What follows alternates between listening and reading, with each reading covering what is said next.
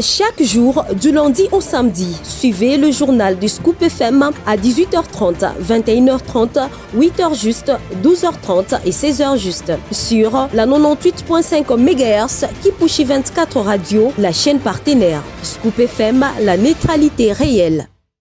C'est parti pour une nouvelle session d'actualité sur votre radio. Bienvenue à tous si vous nous rejoignez. Au sommaire, le lancement officiel de l'année académique 2024-2025 sur toute l'étendue du territoire national a eu lieu lundi 28 octobre. Le go a été donné par Marie-Thérèse Sompo, ministre de l'Enseignement supérieur et universitaire. Et puis la plénière du Sénat de la République démocratique du Congo a entériné lundi 28 octobre 2024 l'attribution à l'opposition de la présidence de la commission socio-culturelle genre, famille et enfants. Nadège Kabolé va nous en parler au cours de cette édition du journal. En sport, le lundi, Rodri a remporté son tout premier ballon d'or au théâtre de Châtelet à Paris de cette 68e édition. Mesdames, messieurs, voilà tout pour l'essentiel de l'actualité. Sur instruction du chef de l'État, le directeur de cabinet du président de la République, Anthony Kizo, a dirigé lundi 28 octobre une réunion cruciale sur les droits humains avec la participation de ministres sectoriels concernés. Le détail. Cette rencontre s'inscrit dans la volonté du chef de l'État d'améliorer la réponse et la communication de la République démocratique du Congo sur les enjeux liés aux droits humains. Cette réunion fait suite à la 18e session du Conseil de ministres, au cours de laquelle le chef de l'État avait annoncé la mise en place d'une task force sous son autorité. L'objectif est d'assurer un suivi rigoureux et continu des engagements du pays entier de droits humains et des justices traditionnelles. En parallèle, la ministre des Affaires étrangères, Thérèse Kaikwamba-Wagner, a participé le lundi par visioconférence à une réunion internationale axée sur la promotion et la protection des droits humains. Cette participation réaffirme la volonté de la RDC de renforcer sa coopération avec ses partenaires et d'assurer un rôle actif au sein du Conseil des droits humains des Nations Unies. Autre nouvelle, lors d'une séance plénière tenue le lundi 28 octobre, le Sénat de la République démocratique du Congo a officialisé l'attribution de l'opposition de la présidence de la commission socio-culturelle genre, famille et enfants. Cette décision a été prise sous la présidence de Jean-Michel Sama Lukonde, qui a souligné l'importance de respecter le principe républicain dans la répartition de postes.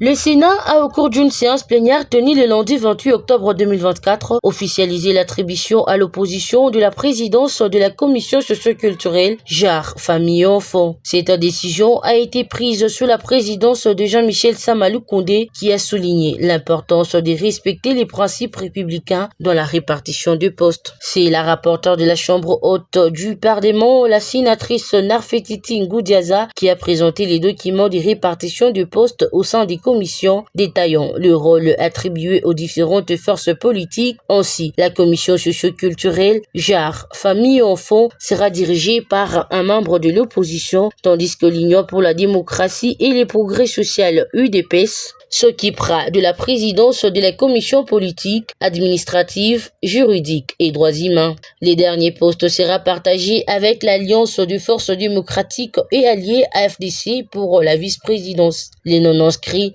tout comme l'opposition, se verront attribuer un poste, à savoir la vice-présidence d'une nouvelle commission intitulée Comité de conciliation et arbitrage. D'autres commissions ont également été attribuées à divers regroupements politiques reflétant un équilibre entre les forces en présence. Des préoccupations concernant la nécessité des critères d'expérience dans la nomination au poste des commissions ont été soulevées lors du débat par les représentants du MLC et alliés, les sénateurs Lingepo, arguant que la technicité des 6 organes nécessite une expertise avérée plutôt qu'une simple politisation. En réponse, le président du Sénat a réaffirmé que la répartition de postes devait d'abord tenir compte de forces politiques tout en rappelant que d'autres critères tels que la compétence et la représentativité des provinces devraient également être pris en considération. Il a ensuite appelé les présidents de groupes provinciaux à collaborer avec les présidents de groupes politiques pour soumettre des propositions en tenant compte des compétences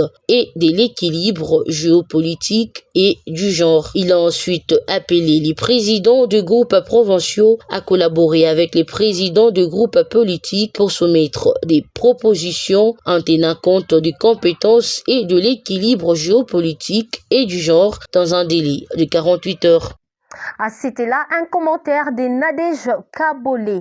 La vice-ministre de l'Intérieur, Sécurité, Décentralisation Eugénie Tchela Kamba a ouvert le travaux de l'atelier sur les dernières recommandations sécuritaires de la conférence de gouverneurs. L'occasion pour le numéro 2 de la territoriale au pays d'osser le temps et d'appeler le participant à capitaliser les orientations du chef de l'État lors de la 10e session de conférence de gouverneurs. Reportage.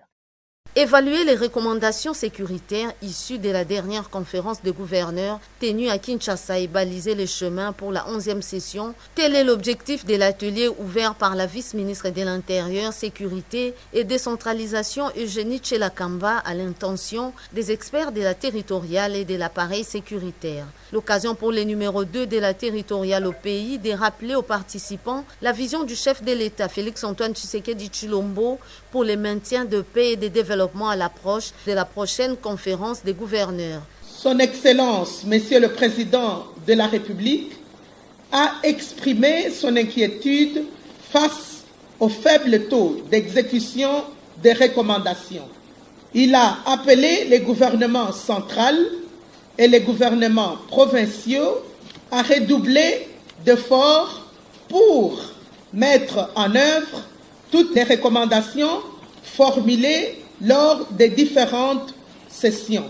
Il a également chargé le secrétariat permanent de renforcer le mécanisme de suivi et d'évaluation de ces recommandations.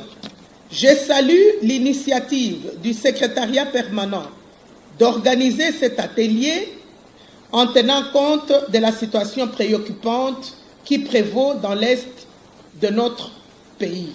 Ces assises de 2 jours, ouvertes par la vice-ministre Eugénie Tchela Kamba, vont servir de cadre et de réflexion autour du secrétaire permanent de la conférence des gouverneurs, qui est secrétaire général à l'intérieur. Mesdames, Messieurs, ce journal se poursuit. La question de la révision constitutionnelle évoquée par le président de la République, Félix-Antoine Tshisekedi Tshilombo, le mercredi dernier, lors de son passage à Kisangani, chef-lieu de la province de l'Atchopo, a été commenté au briefing presse du lundi 28 octobre, co-animé par le ministre de la Communication et Médias, Patrick Mouyaya, et son collègue de la fonction publique, Jean-Pierre Liao. Je vous convie de suivre le ministre de la Communication et Médias dans cet extrait. Parapolémique partout. Et ça, un responsable politique, mon côté, l'élo. Ce qui est koutou naye, ou ya rolobanayo, que constitution ana, et ça la biloko otokoki ko simbate. Ceux qui toza bisonyo sont sincères et cohérents. Parce que objectif au biso to lukaka. Et ça objectif, il y a qu'à garantir efficacité à l'État. Bolanda qui président de la République, ne y a ça qui ba étudiant, président lobby, et ça li kambu ya mutute. Ce n'est pas une question d'un individu. C'est une question du renforcement à l'institution et à l'État. Yemokopé a pesaki. Moi, kolimbo la moi moukié. Parce que mon indenge tozo ça la briefing oyo, tout ça la ka justement pour batu ba comprendre ka cheminement. Leur président lobby yé aza garant ya bon fonctionnement ya ba institution. Ça veut dire que à ça li constat y a ba élément moko ozo fonctionner malamute. na réflexion ya kosala ya mususu ndeko VPM lia qui est là depuis 4 ans a okeko ebisaye mokonzi alobi omoni oyo obésité ezali ndeko mususu pe lelo ki oza na opposition to pe na société civile to pe étudiant to pe journaliste okipe kolanda na réflexion na obi mokonzi mboka makambo oyo penza botala ngo boye objectif oyo biso nyonso tozoluka na lobaki soki révision faut salama eko salema pona bolamu ya mboka na ba congolais donc botika sikoyo kokotisa batu na makanisi ya bato baza na besoin ba c'est quoi formule na yo moko ko c'est quoi na bango balingi ba ko frauder na malobo mokonzi mboka lobi eza clair alobi réflexion commission pluridisciplinaire. C'était là le ministre de la Communication et Médias, Patrick Mouyaya, que vous étiez en train de suivre. Comme je l'ai annoncé en début de ce journal, le ministre de l'Enseignement supérieur et universitaire, Marie-Thérèse Sombo, a appelé le lundi 28 octobre à une reconversion de mentalité pour une gestion rationnelle et responsable de la chose publique et le bannissement des antivaleurs. Elle a lancé cet appel à l'ouverture de l'année académique 2024-2025 en RDC. Joyce Kalinga. La cérémonie officielle a été présidée par la ministre de l'Enseignement supérieur et universitaire à la Haute École des Commerces à Kinshasa. Marie-Thérèse Sombo invite toutes les universités à s'aligner sur un même calendrier académique pour un enseignement de qualité. En outre, pour mettre la fin à l'anarchie et à la prolifération excessive d'établissements d'enseignement supérieur et universitaire qui ne respectent ni les normes de qualité, ni les exigences de viabilité technique, un contrôle de viabilité va s'intensifier à travers toute l'étendue du territoire national, a promis Madame Sombo. Concernant la mission de contrôle, j'ai déployé des équipes experts provenant des différentes institutions pour contrôler le mode de gestion d'établissements publics. En ce moment, la mission s'achève à Kinshasa et s'étendra incessamment dans toutes les provinces. Désormais, ce contrôle sera rendu périodique avec des sanctions positives et négatives afin de pérenniser la bonne gouvernance dans les établissements de l'enseignement supérieur et universitaire, a précisé la ministre de l'Enseignement supérieur et universitaire. Par ailleurs, elle promet de prendre en compte les revendications du personnel enseignant afin de permettre une rentrée académique apaisée,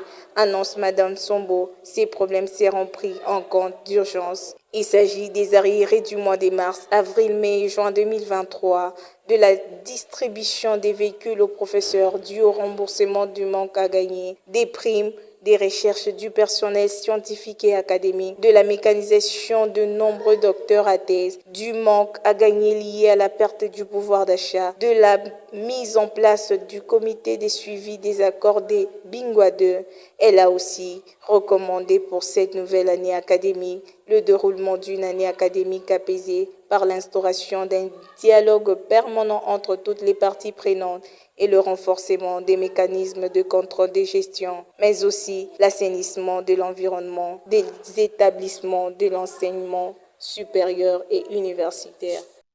Clôture à Bunia de l'atelier de chef d'antenne de la Commission nationale provinciale routière CNPR de l'Ituri organisé par la direction provinciale. Le détail dans ces reportages de nos confrères. Les chefs d'antenne de la Commission nationale de prévention routière des 5 territoires de la province de l'Ituri étaient à l'école du savoir à Bunia pour évaluer les trimestres passés et adopter de nouvelles stratégies liées aux atteintes des objectifs de ces services qui préviennent les accidents routiers. La directrice provinciale intérimaire de la CNPR Ituri, Irène Ndjangoussi Boubou, parle des objectifs de cette séance d'évaluation et de quelques réalisations accomplies. J'ai appelé tous les chefs d'antenne dans des territoires pour qu'on puisse évaluer tout ce qui se passe sur le terrain. Le bilan était vraiment très positif, alors ça se voit à l'œil nu. J'ai voulu d'abord changer le bureau et donc j'ai acheté les tenues du service pour la visibilité de la CNPR. On a lancé les traçages comme vous le voyez. Pour le moment, la CNPR Ituri travaille avec les couleurs en plastique